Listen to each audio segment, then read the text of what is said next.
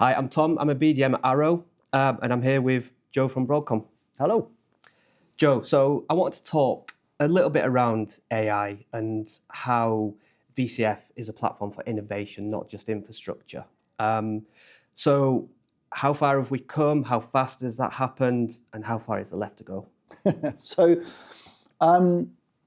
AI is not something that just happened to our platform when LLMs arrived. We've been dealing in the world of machine learning at VMware for a very, very long time. We've been dealing with HPC and a whole bunch of different bits and pieces. So we've put innovations in our hypervisor around that kind of technology for a long time, virtualizing GPUs, pretty much everything. So when LLMs came along, this is exciting, but the technology pieces are already there for us to start to pull together, certainly from the infrastructure perspective.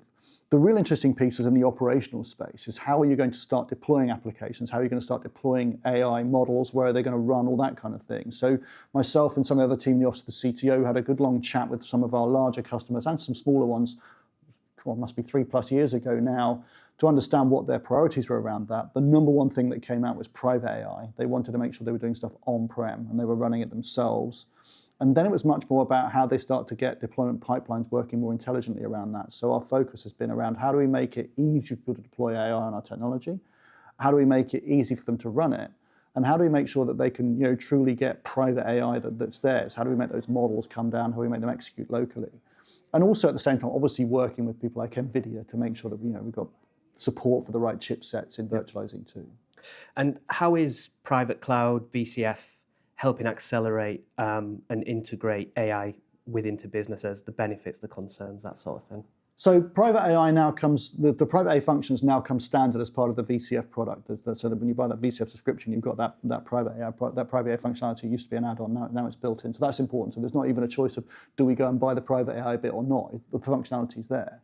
But I think it's exactly about that point of we're making it absolutely trivial and easy for people to deploy that. One of the things that's important about that is we have Kubernetes built into the platform. So our supervisor and everything in there is VMware, you've essentially got the VMware Kubernetes service, VKS, built into VCF.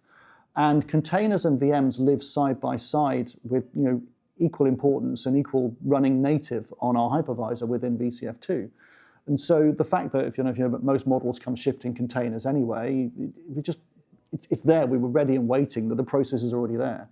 The same with how we've done things about, say, for example, Harbor, which is the registry. So when you go and how would you go and where do you get all the models? How do you look after them? How do you put guardrails around them, control them? We already had the leading open source container registry in Harbor, so it's just a case of launching that and getting that going. So I think, in essence, from a private AI perspective, customers who deployed VCF don't need to think twice. It's ready. It's there. The developers can literally turn up and start going. Yeah, and I suppose you say the VCF's ready, the platform's ready for AI. All businesses seem to want to do something with AI, but they may not be ready. Like when is the right time for a business to seriously look at, right, let's take AI seriously, let's not take a look at AI yet? Yeah, I think that's the ultimate question, isn't it, right? I mean, the point is most customers aren't going to be deploying thousands and thousands of GPUs. They're going to be doing inference. They're not going to be developing and training their own models. So it's more a case of where am I going to apply AI in my business? What's it going to be useful for, and why am I going to use it? Now, I go and talk to most IT leaders. They've got everyone in the business saying, I must have AI and I must have it now. But then when they ask the AI business, what do you want it for? Most of them don't seem to know. They just seem to know they want some AI, and they want 9 of them, or whatever it is. I don't care what it is, just give me some AIs. So the challenge now for most IT departments is, okay, what can we start to offer that's actually useful to the business, that's not cost prohibitive? Really good example actually is one we do internally. We actually have code assistants running. It's a really good example from a development perspective. So we have code assistants running, and it doesn't have to be expensive. We've got a code assistant running that supports over 1,000 developers on one H100.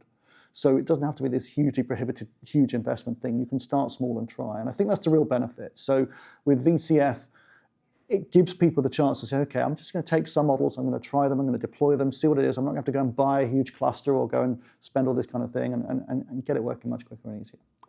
I think what's also important is people want to use LLMs on their own data. whether that's using RAG or other technologies. And so VCF gives people with private AI the ability to do that, where we've got full RAG support in there. We've got the ability for that. We've got Postgres Vector DB support with what we're doing with DSM and others. So there are a whole bunch of technologies we put in there to make it as easy as possible for someone to come on-prem and get their data involved in answering questions about their business in the models that they choose. And that's the real power of private AI on VCF. Amazing.